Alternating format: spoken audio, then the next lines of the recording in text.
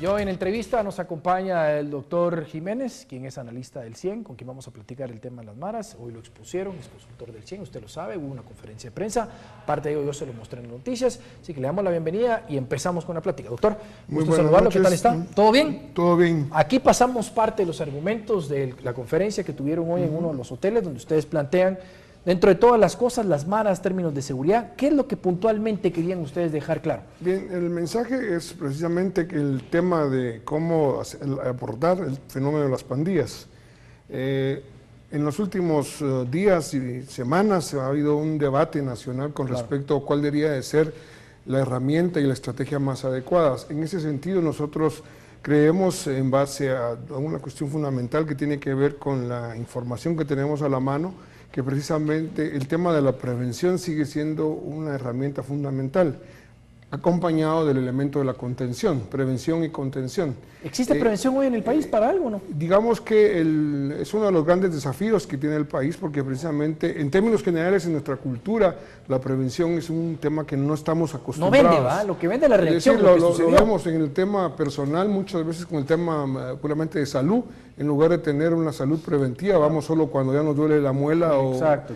Eso también, por analogía, sucede en el resto de las realidades del país. En temas de seguridad no es una excepción. El punto fundamental, y partimos de este análisis, los problemas de hoy son resultados de las decisiones de ayer. Los problemas de mañana serán resultados de las decisiones de hoy. Por lo tanto, no podemos dejar de ver el tema de la prevención. Y el tema del fenómeno de las pandillas tiene que ser abordado lo que se suele denominar los tres niveles de prevención, que tiene que ver con el primer nivel, que es la necesidad de una agenda de desarrollo. Si no hay desarrollo, sobre todo educación, salud, infraestructura, y no se trabaja sobre el tema de capacitación y de la deserción escolar, no vamos a avanzar nunca. Pero en el segundo nivel, que es más enfocado a población específica que está a riesgo o vulnerable, ahí consideramos que el tema es poner en marcha una atención a los jóvenes. Guatemala tiene precisamente un fenómeno muy interesante, es que de la población de 3, 2 tienen menos de 29 años. Claro. Es decir, esto significa una población muy grande en temas de jóvenes. Y de esos hay 3,5 millones aproximadamente de jóvenes en general, que están en una área, digamos, que podríamos llamar de vulnerabilidad, pero particularmente 1 millón de jóvenes que están en una zona de alta vulnerabilidad porque ni trabajan ni estudian. Complicado. ¿Eso qué significa? Significa que tenemos a la mano aproximadamente 1 millón de jóvenes que no son atendidos por el Estado ni por la sociedad. Y es precisamente ahí donde debemos de enfocarnos. Que entra también el desempleo, ¿verdad? O sea, es decir, aquí es un tema complicadísimo, ¿verdad? Idealmente claro, sería el desarrollo empresarial, más seguramente políticas del mismo Estado que pudieran suplir esa necesidad en los jóvenes. Pero voy a algo que usted argumentó hace un segundo. Los resultados que tenemos hoy son malas decisiones del pasado. Algo así era lo que usted decía. Es decir, hoy ¿cuáles son las malas decisiones del pasado? Le planteo esto porque, claro, es decir, constantemente, lastimosamente vamos como apagando fuego, ¿no? Entonces, mañana analizamos otra cosa y entonces decimos, ¿qué se hizo mal anteriormente que constantemente reconocemos, pero que hay que, digamos, ejecutarlo, ¿verdad? Yo soy de la opinión de que lo que se ha hecho mal fundamentalmente y particularmente en el tema del combate a las pandillas tiene que ver precisamente con el abandono de estas características de la prevención y la atención a los jóvenes. O sea, se abandonó por completo. Totalmente. Y aquí hay otro tema importante, y es que en temas de seguridad, cuando hablamos también de prevención, hablamos también de un tercer nivel que tiene que ver con la rehabilitación, pero tenemos otro punto importante que son ejes, digamos, transversales que llamamos de prevención, y uno de ellos son, por ejemplo, la prevención situacional. ¿Qué significa? Crear condiciones adecuadas en las áreas geográficas donde los factores de riesgo que puedan hacer que los jóvenes vayan más hacia la criminalidad, esa posibilidad se reduzca considerablemente.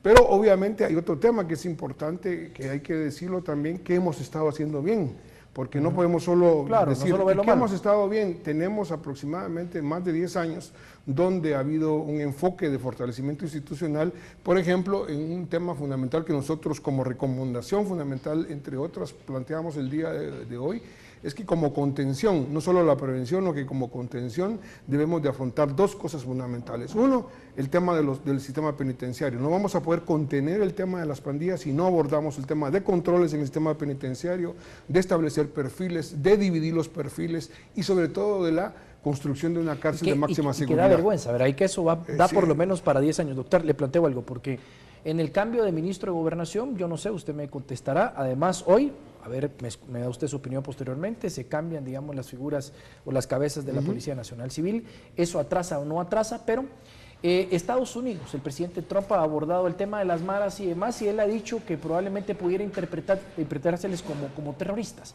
Eso es algo que se adopta con la entrada del nuevo ministro de Gobernación, incluso ha hecho abiertamente la solicitud al Congreso de la República para hacer modificaciones en el Código Penal. También ha habido un debate sobre el tema, mientras personas expertas en el tema, algunos dicen que están de acuerdo, otros dicen que están en desacuerdo, pero si uno hace una, digamos, una pregunta al ciudadano, probablemente va a decir sí. ¿Qué es lo que hay que explicar, digamos, alrededor de esto que se sugiere? En primer lugar, el tema tiene que ver también con un tema que creo que es importante no olvidar lo que lo acaba de señalar ahorita al final, y es precisamente de que hay una realidad dramática con respecto a la seguridad de las pandillas. Y esto obviamente hace que en ese drama, obviamente el ciudadano quiera soluciones de las más inmediatas. Ahora, regresando al tema inicialmente, en primer lugar, el tema de Estados Unidos y el terrorismo y las pandillas, no hay que olvidar que el tema de las pandillas para la situación estadounidense lo ven como un problema exógeno, es decir, algo que les llega. Sí, es decir, porque está vinculado a jóvenes migrantes, a una estructura que no es la de ellos. Entonces, el tema del terrorismo para ellos es un problema exógeno.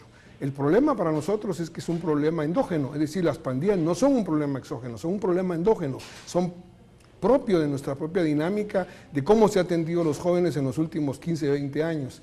Esto significa ya de partida de que hay una consideración que hay que diferenciar de cómo lo enfoca Estados Unidos y cómo deberíamos de enfocar nosotros. Uno, dos, creemos, y este es un punto importante, una ley o cualquier política pública, porque una ley al final es una política pública, debe partir de una comprensión específica del problema. Y solo un dato importante sobre el tema de las pandillas. Si uno pregunta si hay un dato preciso sobre la cantidad de miembros de las pandillas, no tenemos una cantidad ni oficial, ni una cantidad que nos acerque probablemente a la objetividad. Da más miedo no tener el dato, pues. A ese punto voy. Precisamente nosotros, haciendo un análisis de diferentes fuentes, llegamos a la conclusión de que la cantidad que hay en Guatemala de miembros de maras y pandillas va probablemente entre 10 a 15,000. Nuestro dato de 15,000 es porque unos analistas piensan en 15,000 y el menor dato es de 10,000. Es decir, nos movemos en ese rango. Y creciendo probablemente, ¿verdad? Bueno, ese dato, ese es el problema, que no tenemos evidencia con respecto al tema de las pandillas. Pero ¿cómo tener esa evidencia? Porque al final de cuentas, digamos, el ciudadano que está en una pandilla o algo no va a decir sí, ¿verdad? Es decir, digamos, su forma de actuar ha cambiado, probablemente algunos analistas establecen que incluso su perfil, cómo se desarrolla, o sea, ¿cómo tener ese dato? Pero esto es, digamos, existe una disciplina que se llama criminología. Sí. Existen ya academias en Guatemala que forman criminólogos. Es decir, existen mecanismos metodológicos, uno de ellos es la encuesta de victimización. O sea, hay suficientes herramientas metodológicas para poder hacer esto. Ha sido una falencia del Estado el no afrontar esta comprensión. En este sentido, nosotros sostenemos que la evidencia es fundamental. Y uno de los puntos y las recomendaciones fundamentales es que abordemos esto. ¿Qué queremos decir con esto? Queremos decir que no podemos hacer ni reformas legales ni nuevas perspectivas estratégicas si no tenemos claro el problema. Hasta el momento pareciera, y la evidencia lo demuestra, y los datos lo demuestran, es que lo que se ha hecho ha tenido un resultado: desmantelamiento de estructuras de sicariato vinculado a pandillas, también se han desmantelado estructuras de extorsiones. Claro. Esto significa que lo que ha estado funcionando no ha sido lo óptimo, sigue habiendo problemas obviamente, pero ha venido funcionando. La pregunta es, ¿tenemos la suficiente evidencia de decir esto dejémoslo por un lado y vayámonos por otra estrategia? Es decir, la estrategia de decir que las pandillas son terroristas es la mejor estrategia si no tenemos evidencia, si el Estado no sabe ni siquiera cuántos miembros son de la pandilla, cuánta información más no tenemos. Es responsable desde la institucionalidad en todos sus niveles. Y ahora la pregunta al revés, doctor, ¿por qué no? ¿Por qué no, digamos, meter a las pandillas o los mareros como que fueran terroristas? Porque aquí fundamentalmente no es una pregunta, y mi respuesta no es sustantiva de si son o no son terroristas. Sí, mi pregunta es la herramienta. Es decir, pregunto, en la vida cotidiana todos utilizamos herramientas para vivir. ¿Cuándo cambiamos las herramientas? No las cambiamos de un día para otro si nos están dando resultados las otras herramientas. Sí. Agotamos las herramientas hasta que estas no funcionan. Pareciera que eso es lo que estamos haciendo. Es decir, estamos promoviendo una herramienta que de repente puede ser efectiva, pero no tenemos el dato para poder establecerla. A mí, como analista, yo necesito que me den evidencia, que me den argumentos, no simplemente porque alguien lo dijo o debe decirse, con todo el respeto que probablemente quien lo dijo tiene. Sin proyecciones, sin datos y por intuición es complicado. Y si las tienen, pues creo que es importante que la compartan a los analistas. Ahora vamos de repente a noticias del momento, ¿verdad? Porque al final de cuentas el CIEN, usted, doctor Jiménez, junto con su equipo, lo que hacen son sugerencias, propuestas, estudios, digamos, técnicos, sustentables y que al final de cuentas debieran de ejecutarse por parte de las autoridades, ¿no? En este caso pudiera ser el ministro de Gobernación, pudiera ser la policía, pudiera ser, digamos, todos los entes, entidades y, digamos, organismos del Estado que pudieran estar en cuestión. Usted corrígeme si estoy equivocado. Pero hay cambios, ¿verdad? Que se fue el ministro de Gobernación, es decir, ahora se cambian figuras de la PNC. Eso perjudica, ayuda, digamos, cuando hay programas como este, cuando se logra dar data, cuando se dice, mire, pudiera ir por acá, mire, esta es la sugerencia. ¿Ayuda o tampoco significa que los cambios hagan un parón a lo que se establece? Primero, digamos, con respecto a los cambios, hay que reconocer que la cúpula de la policía que ha sido retirada, hay que reconocer la labor que hicieron durante estos años. Nosotros, como CIEN, trabajamos muy bien con ellos. Pero el tema no es, o el punto no es de personas. Claro.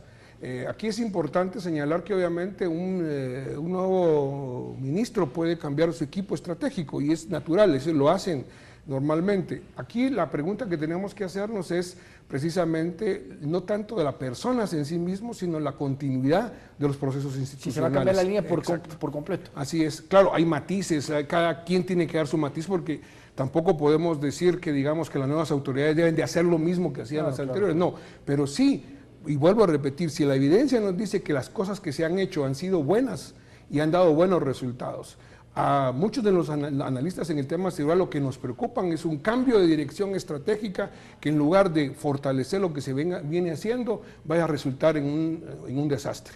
Es decir, hay experiencias en otros países donde efectivamente estos cambios de rumbo estratégico son, digamos, dañinos. No estoy diciendo que se vayan a hacer esos cambios, estamos dando el beneficio de la duda porque hay que hacerlo, veremos cómo se procede en este momento, pero sí hay que reconocer, vuelvo a repetir, el trabajo de la anterior, digamos, cúpula policial y esperemos que la actual... De repente les va bien. Yo no puedo, yo no puedo, no puedo... Pero no se puede juzgar, de repente resalta la decisión tomada porque muchos creían que estaban haciendo un excelente trabajo, ustedes tienen una relación directa y entonces, digamos, la duda genera, digamos, la preocupación sobre qué tipo de trabajo van a hacer, hay que darles un tiempo prudencial y respetar también la decisión del ministro. En eso yo creo que hay 3 puntos en el fortalecimiento institucional que no hay que perder de vista. Uno, todo el esfuerzo que ha venido dándose en muchos años de la coordinación Ministerio Público, Policía Nacional Civil en cuanto a un modelo de investigación criminal que ve el fenómeno criminal como estructural y no como solo acciones individuales delictivas, sino que detrás hay una estructura. Eso ha permitido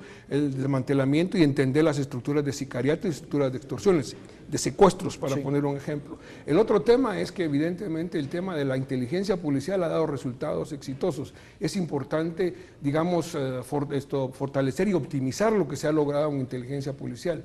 Otro tema que es muy importante es continuar y mejorar con lo que ha venido haciendo DIPANDA, que es la división que se encarga de las pandillas propiamente dichas y que han también venido desarrollando todo un modelo de investigación. Falta mucho por hacer, pero digamos, ese es un punto importantísimo. Y el último es apostar precisamente al tema de las mejoras de las condiciones de la policía que se ha venido trabajando sobre. Doctor, usted mencionaba algo al principio, es decir, ¿se puede resaltar lo malo?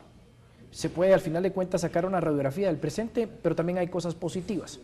De todo lo que se plantea hoy, que ustedes han estudiado, que sugieren, que además le trasladan a la población, digamos que se alinearon todos los astros. En un mundo ideal, y se pudiera trabajar un plan a largo plazo, ¿qué resultados pudiéramos tener? Es decir, para que el ciudadano diga, mire, sí, yo ya entendí, pues el problema está acá, esto es lo que se propuso. Si eso se ejecutara, si esos planes, es decir, si siguiera una misma línea, si hubieran los recursos, si hubiera la devoción política y todo, ¿qué se obtendría? Una disminución de las pandillas, se obtendría mucho más control en ellas, entonces eso traería más seguridad. ¿Cuál es el objetivo al final? El objetivo al final es la reducción de los riesgos directos a los objetivos que tenemos todos, y es alcanzar nuestro propio bienestar. Claro. El problema de los riesgos y las amenazas en seguridad es que cada quien en su nivel no le permite cumplir precisamente sus objetivos de bienestar. el ciudadano que todos los días tiene que tomar el bus y se siente que lo puedan asaltar, eso le reduce sus capacidades de búsqueda de bienestar. Si me extorsionan, me reducen las capacidades de bienestar. ¿Esto qué significa? La seguridad en última instancia, lo que buscamos al final es las mejores condiciones, no las óptimas al 100%, porque no hay sociedad alguna que tenga todas las condiciones máximas de seguridad. Recordemos que la seguridad no es un hecho, son condiciones. Entonces, lo que se busca al final es mejorar esas condiciones. ¿Y esto qué significa fundamentalmente? La posibilidad de generar todo un esquema de desarrollo que efectivamente lo que tiene que hacer la política, lo que tiene que hacer la economía, tenga un ambiente propicio para la búsqueda del bienestar. Al final eso es lo que se busca la seguridad. La seguridad no es un fin en sí mismo, nunca es un medio para la realización del bien común. ¿El país cómo se encuentra? Hemos comparado con otros países que lidian con este problema. ¿Estamos bien? ¿Hemos mejorado? ¿Hemos atrasado? Es decir, ¿cómo?